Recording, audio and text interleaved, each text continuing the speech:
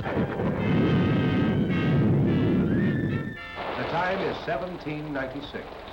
The place, the laboratory of Alessandro Volta in the little town of Padua, Italy. The famous Italian chemist is finishing an experiment to which he has devoted years of patient effort. Over the laboratory hangs an expectancy, tense as the gathering storm outside. So, for the last time, Luigi, you will make certain everything is in order. And take care. No need to warn me, Maestro. There's a solution. Lye. Enough to eat off a man's fingers. Ah, your fingers. Lift up the plates. Si, Maestro.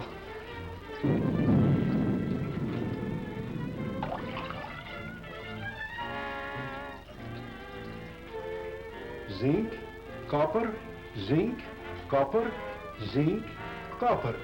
And the leather separators all in place, eh? That is good. Now we will proceed.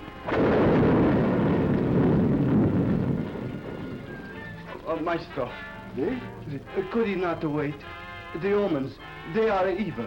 A superstitious fool. The thunder comes in good time to salute a miracle, maybe. A miracle? See, I do not understand. With this? we shall see. If I am right, I can equal through chemistry everything that Galvani has done by spinning that great big squirrel cage of his. Yes, and more with this, and with less effort. So you have said, Maestro. Turn down the lights.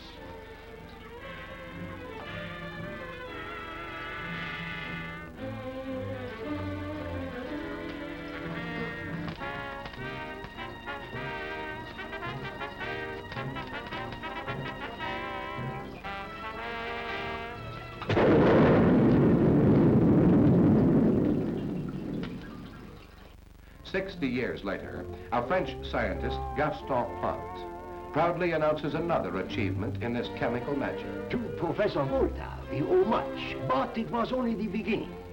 True, he did produce electricity through chemistry, but once his cell had exhausted itself, it became useless. It could not be revitalized. And with your discovery? My cell, when exhausted, it can be recharged over and over again. Perhaps you should tell us how. And remember, we are bankers, not scientists. In the magic of electricity, we are all amateurs. There is so much we do not know, perhaps never will. There is not a man alive that knows what electricity really. But you know how it behaves? To a degree only. I shall show you in my sketch. Today we know, as Volta suspected, that this electricity is formed through the action of a corrosive solution on two separated metal plates of differing character. Volta used plates of copper and zinc with a solution of lye. We use plates of differing types of lead in a solution of sulfuric acid. The solution affects the two metal plates, but in varying degree, creating an electrical pressure. This pressure, we know, has a flow from one plate, which we call negative, to the other, which we call positive. Why this happens, no one knows. But we do know, however, that as more and more of the current is used, more and more of the acid goes into the plates, until finally the solution becomes extremely dilute and the cell becomes exhausted. However, all the elements are still there, ready to be reused. We have to but reverse the process, return the electric current into the cell, dive the sulfuric acid out of the plates back into the solution. Finally, the cell is completely revitalized, ready to be used again. And thus, gentlemen, we have here indeed the box of magic power to be transported anywhere, to be put to work. And when exhausted, it can be recharged or so on, over and over again. And how do you get it, as you say, recharged? Oh, various ways, but best of all, mechanical generation. How long does that require? An hour? A day? A week? At the present moment, it requires several months. Months? Oh, gentlemen, With more experiment and more work, we surely hope to gain our goal in the very near future. The dream of the box of magic force was still a dream. There was still much experiment ahead, much work to be done before that hope became a practical accomplishment. Years passed, new names were linked with new achievements, new processes, plates coated with chemical lead paste, refinements in electrolytic solutions and battery acids, reduced charging time, increased capacities. And then over the horizon of inventive genius came a new creation, the horseless carriage. And overnight, America became motor-minded. Skeptics called it the rich man's toy and yelled, "Get a horse!" But though the gas buggies sputtered and smoked and stalled and smelled, once America took to motoring, there was no stopping. Those pioneers had steel in their souls, in their good right arms, too. And they needed it, but not for long. Under the spurring lash of incentive, self-cranking was on the way, a mechanical right arm powered by a magic box. And here it is as of 1917. Wooden case, open top, all for only $90. Time and progress marched on. Here's the 1924 model, $46. But of course not nearly as powerful as today's modern battery, which costs 1/4 that price. Here indeed the dreams and the hopes, the patient experiment of Volta and Planck, and a host of others have grown to realization. The crude and feeble elements of a century and a half ago have been transformed into multiple cells, each containing many plates. Yet the basic principle remains the same. It's still the magic box. Nobody knows even today exactly why it works. In practical function, it becomes a storage tank serving a variety of outlets. Obviously, at this rate, the tank soon would be exhausted were it not for a pump which operates to keep the supply at constant level. Interpreted into practical operation, the storage battery is the supply tank of electricity, feeding a variety of accessories and being constantly resupplied by the generator. Every motor car carries its own complete powerhouse, and so faithfully does it perform that we're apt to take it for granted, never realizing the magnitude of its job.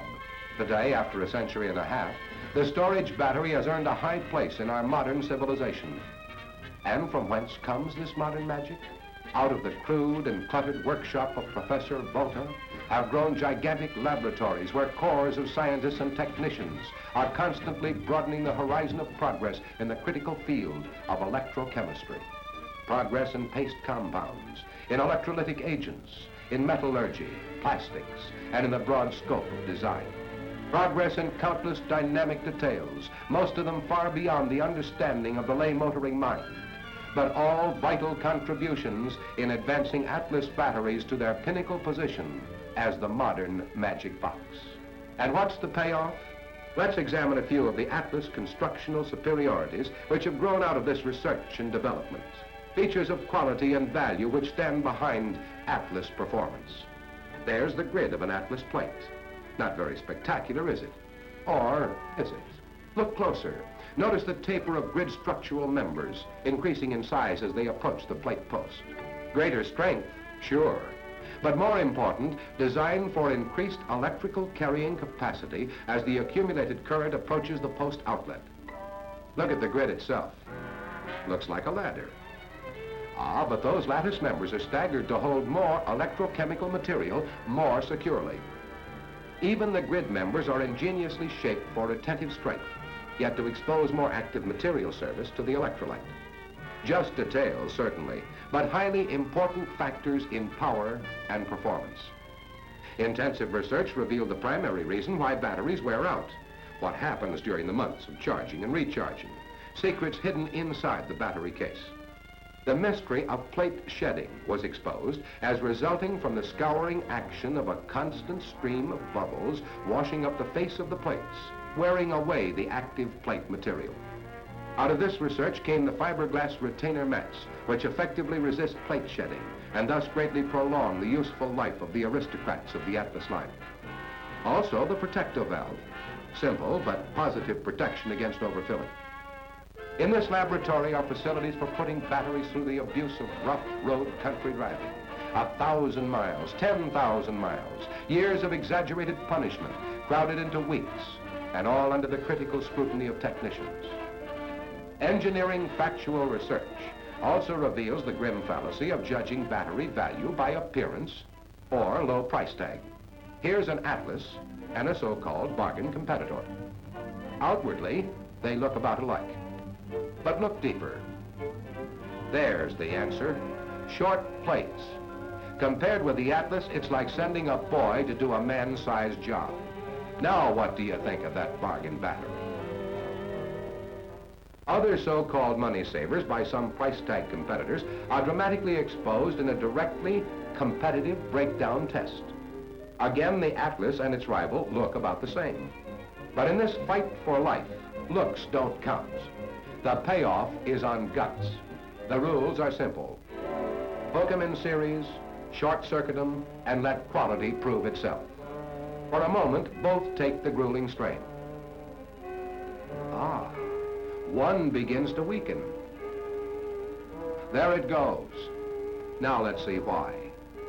There's the answer. No wonder it couldn't stand up against the husky Atlas. But how much could the Atlas take? Let's try shorting it through a heavy spike. Keep your eye on those connectors. Which will give up first under this ordeal? How long can they stand this murder? Hey, look at that spike. The spike itself is beginning to glow and burn under the terrific strain. There it goes, melted in two. But the battery stands the beating without weakening. Now the true significance of Atlas torture testing begins to be apparent. Super tests such as the speed-up life cycling of samples of production. Charging, discharging, charging, discharging, crowding years of normal action into weeks. Now it can be understood why old batteries that have lived their lives in ordinary service and batteries that serve in America's biggest fleets of road cars become the objects of acute laboratory inspection and analysis. For out of this extra measure of patient experiment and experience comes the extra margin of performance which distinguishes Atlas performance. Atlas batteries for the highway also partake of the experience and know-how gained in designing and building batteries for the most critical of uses. Blood brothers of Atlas automobile batteries are serving as dependable standby power supply ready for action in any emergency.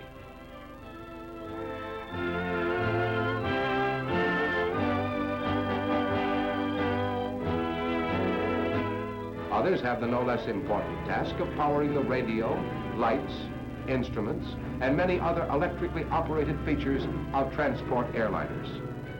They range in size from this giant, which powers one of the underseas dreadnoughts of the silent service, to this mighty midget, designed for use where size and weight are paramount considerations. Others of that same illustrious family fought around the world, vitalizing the eyes and brains and the fist of the greatest armament in the history of the world. Thus, out of the unceasing scientific experiment and research, the constant betterment of yesterday's best, comes progress in the laboratory today, on the production line tomorrow.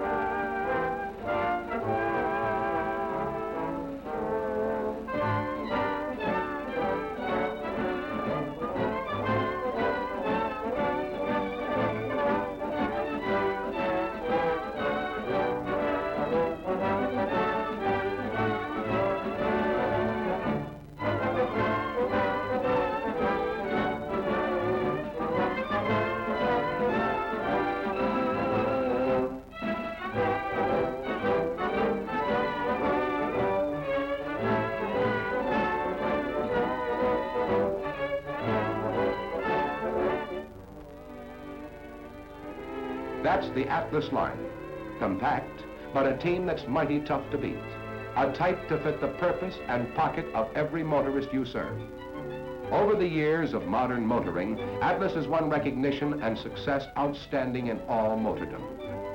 In the field of replacement sales, where motorists are free to select the battery of their choice, Atlas stands with the top 4 leaders over hundreds of competitors. They chose Atlas on proved performance, warranted performance, stand-up performance that actually excels the standards of the Society of Automotive Engineers. Well known and respected by all the inner circle of motordom is this distinguished group. They're the top technicians of the entire automobile industry, the men who designed and engineered all the proudest of the modern motor cars, foremost in automobile research and advancement. They're the men who never guess. They don't have to, for at their command are facilities unequaled in all of the world. Their standards are high. They know what constitutes real motoring performance, and they know how batteries should perform. Comfortable on the inside, sleek and handsome on the outside. The Mobile Home Deluxe can go anywhere, almost anywhere. Order by midnight tonight and we'll throw in the fabulous bulletproof car battery. Zero starting and life cycle. And every test is a real third degree, as only those automotive engineers could devise. Yet in the ampere-hour capacity test, this Atlas, for which the SAE standard demands 90 ampere hours, actually delivers performance of 100 ampere hours. 111% the requirement of the SAE standard. That means more power longer. In the zero starting test, this Supreme Court standard demands 162 continuous seconds of cranking ability. But the Atlas delivers 192 continuous seconds, 119% of the standard. Faster starts on coldest mornings. In the all-important life test, SAE standards demand 269 complete cycles of charging and discharging to merit approval, whereas the Atlas actually delivers 475 cycles, or 177% of the standard. Extra months of dependable service. Yes, the Atlas wears its SAE standard ratings proudly, and those are the reasons. No wonder it carries with it a written warranty of satisfaction on the road. Hey, what's this? Another test? Well, certainly not very scientific, but mighty impressive. They're going to try to start all those cars simultaneously from one Atlas battery. All ready? Ignition on, kick the starters, and there they go. That's power for you. Now what? Some new winter starting idea? No, it looks more like something for Ripley. A real, believe it or not. There's nothing unusual about a battery with power to turn the engine, but here's a battery that lifts the entire car right off the ground. Most everyone at one time or another has run his car on battery power alone. Shift into high gear, step on the starter, and go ahead. But look at this. It's no trick to build a car that'll pull a battery, but to build a battery that will pull not one, but 15 cars, that takes power and stamina. Scientists will turn up their noses at this, but to the man on the street, it speaks louder than any technical treatise. How much punishment will one of these Atlas batteries take? The SAE never imagined such a test as this, but even they would get a kick out of seeing it. Fire when ready.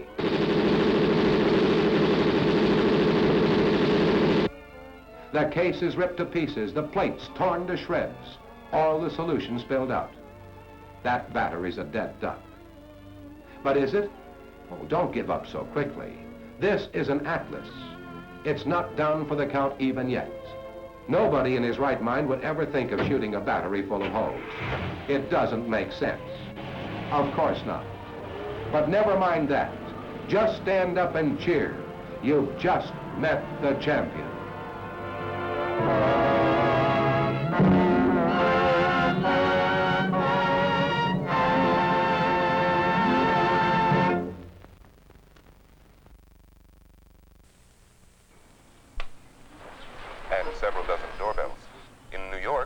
municipal workers remain off the job today for the second straight year.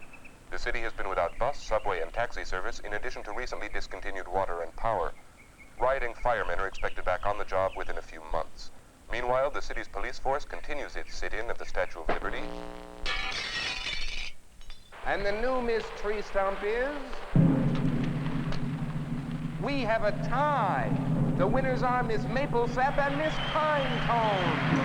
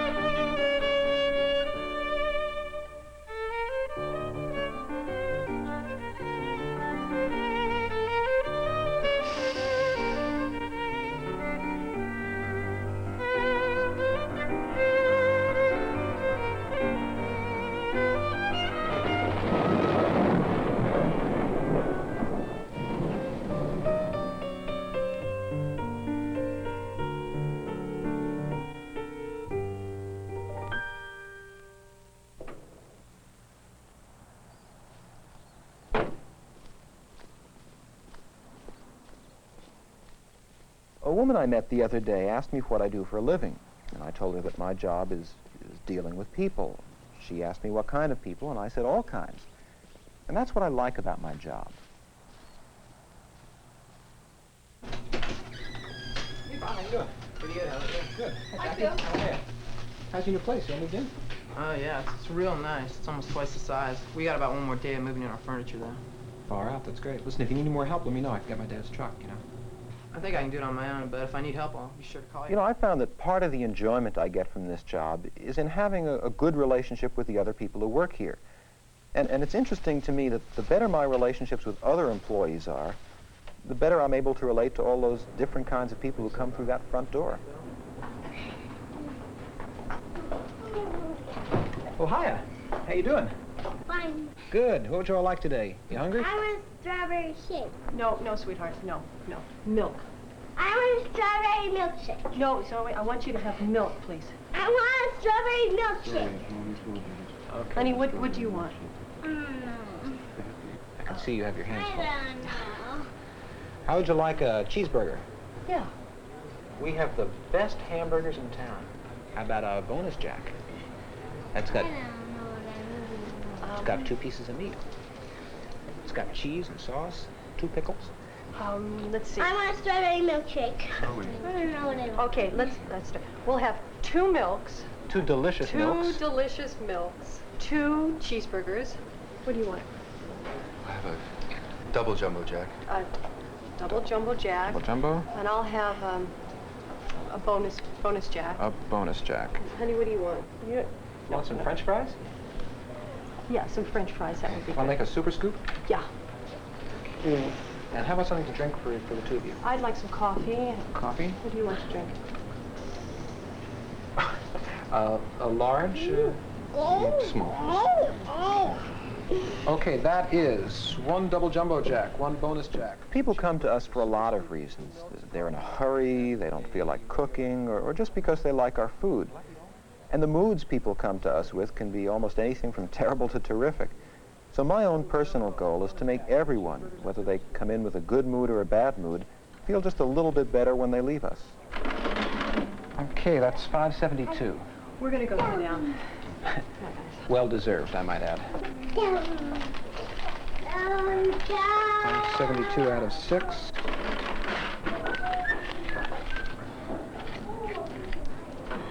That's 5.72, 5.75, 6. Here's your receipt. We'll call you as soon as it's ready. Thank you. Okay, thank you.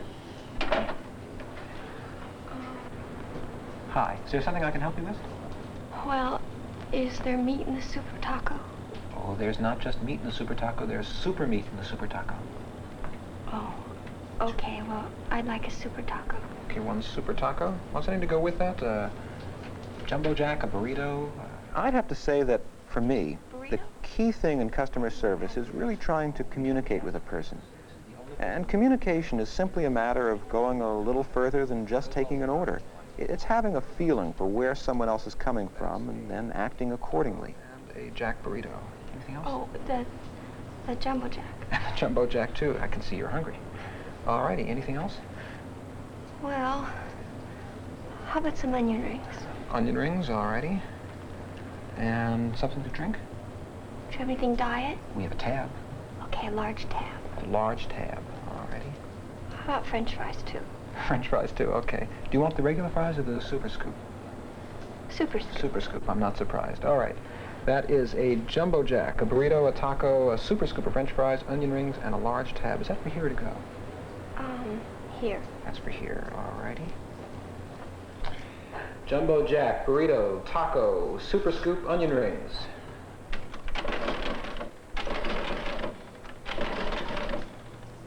Tax for the governor. It's $4.24. I guess communication also means adding your own personal touch. Letting people know that you care, that they're not just another order. It makes them feel a little special, and it leaves them with a positive feeling about me and about their experience here. Here's your receipt, and it's a very pretty coat you have on. Thank you. You're welcome. Here's your receipt. We'll call you as soon as that's ready. Thank you. Thanks a lot. Yes, sir. Can I help you, please? Just give me a jack steak, a whole of lettuce, please, and a cup of coffee. And a cup of coffee. Would you like a big coffee? No, medium. Sir, we don't have medium. We just have regular and big coffee. All right, make it big then. Okay, it's a big coffee. Would you like anything with that jack steak? Some French fries? No, that's it. Just what I said. Okay, that's a jack steak, hold the lettuce, and a big coffee. Is that for here to go? I'm going to eat here, right? Thank you. All righty. Sometimes I'll give a customer a compliment or make a menu suggestion. And other times, communication is simply a matter of knowing when not to chat with a customer and just doing a good, efficient job of taking an order. All right. That's $1.80, $2, $3, $4, $5. Here's your receipt, and we'll call you as soon as that's ready. Thank you. Your order, sir. Oh, thank you very much. All right. Sir, we have your order. That's a double jumbo bonus jack, 2 cheeseburgers and a super scoop, 2 delicious milks, the strawberry shake, and a cup of coffee. Do you want some cream and sugar with that coffee? No. Okay. Thank you. Things will be much calmer now. Oh, good. Enjoy your lunch. Hello, what can I get for you today? I really don't know. Would you like me to make some suggestions?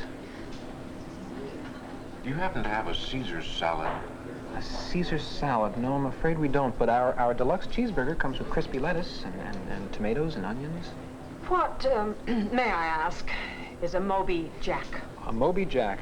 is a tender fish sandwich, fried crispy on the outside and tender on the inside, and it's served on a fresh bun with a slice of American cheese and our special tartar sauce. And we like to think of it as a whale of a sandwich. Oh, very witty. Thank you. Sounds like an adventure. I'll have one. Communicating is something we all need to do on and off the You job. like something with that? It's part of everyday living. And the better we become at communicating, well, the more effective we are with other people, no matter what the situation. That's why I look at my experiences in this job as something really beneficial for me. Not just now, but in the long run, too. Now, for the lady, what would you like? Oh, I really don't know. Can you give me a moment? Yes, we certainly can. Difficult. Excuse me. Miss, your order is ready. That's 1 jumbo jack, 1 burrito, 1 taco, 1 super scooper french fries, onion rings, and a large tab. Thank you very much. Enjoy. Okay, ma'am, do you know what you want now? Well, I guess I'll have what my husband is having. All righty, very good. That's 2 Moby Jacks and 2 hot lemon turnovers. And how about something to drink for you? I'll have a strawberry shake. Very good, a strawberry shake. Would you like the big one? Oh, yes, why not? Why not, indeed. All righty, that is 2 Moby Jacks, 2 hot lemon turnovers, the big strawberry shake, and 1 pure orange juice. Is that for here to go? Oh, well, we'll eat it here. Yes, it's Very nice. Yes. Good. Well, we'll enjoy having you. Thank you.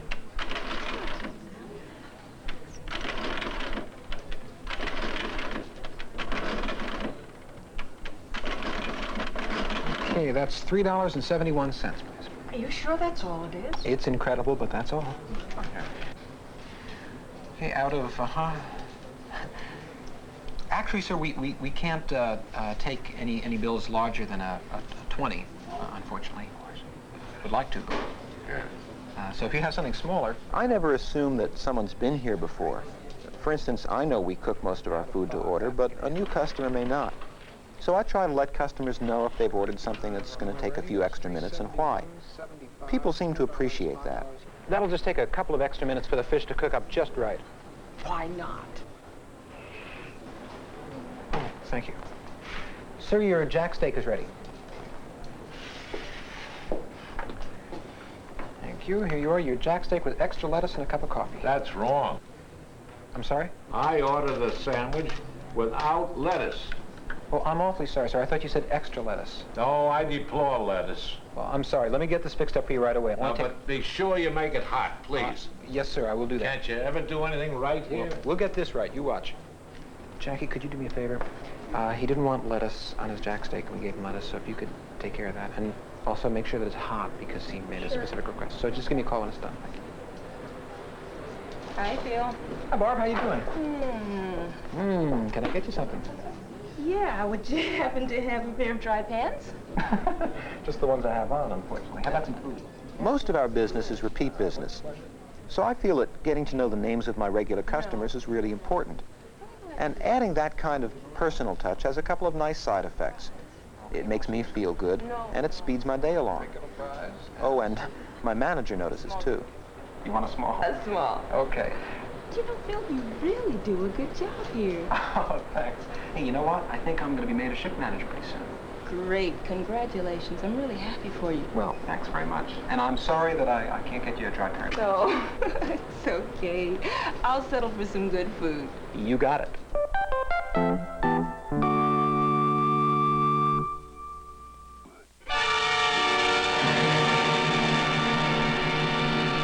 Deadly Dangers, featuring an array of horrors so incredibly ordinary, you'll think it could happen to you. You'll thrill to the unknown terror of poor security and the deadly dangers that lurk just outside the back door.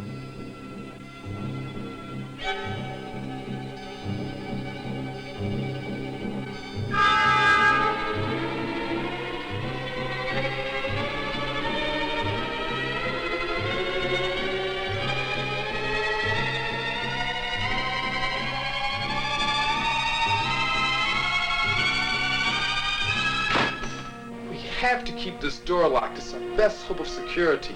But security alone isn't enough, for there are other deadly dangers already at work inside the store. Careful, Ted. The floor's awful slippery. Hey, I'm as sure-footed as John Travolta. Well, I think flatter heels would be a lot safer around here. Hey, it's style that counts, Tina. Well, at least you better walk flat-footed till the floor dries. You worry too much.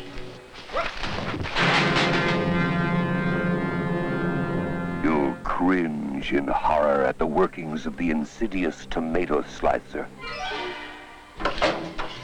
Here, Ted, you better use this safety top. This thing can really hurt your fingers. Don't worry, Tina. My way's easier. Quicker, too.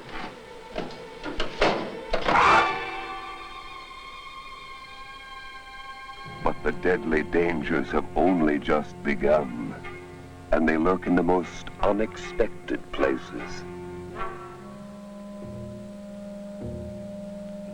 Ted, wait. You may not know it, but you're flirting with a deadly danger. What, me? Let me show you how to lift this without injuring your back.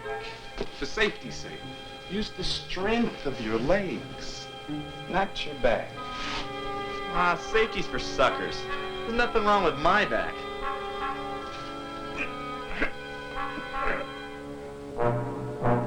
There's something wrong with my back. And there's even more.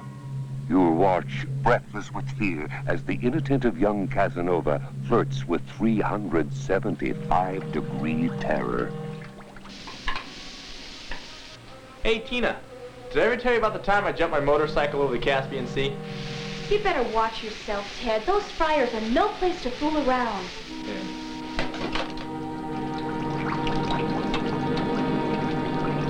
And just when you think you've seen it all, the bubbling friar threatens to bring down the house forever.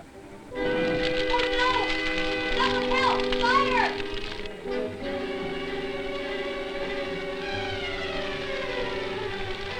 Call the fire department, Tina. Right!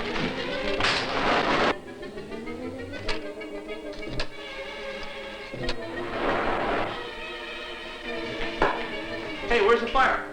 Don't you know water only spread degrees fire? Ted, pull the O-ring for the fryer.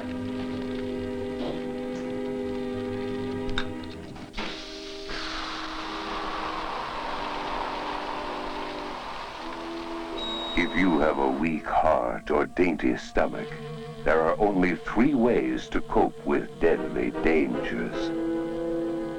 Be aware. Be alert.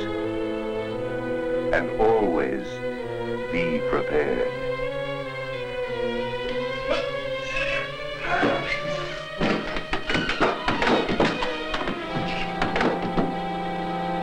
Maybe you can escape the gut-wrenching grip of deadly dangers.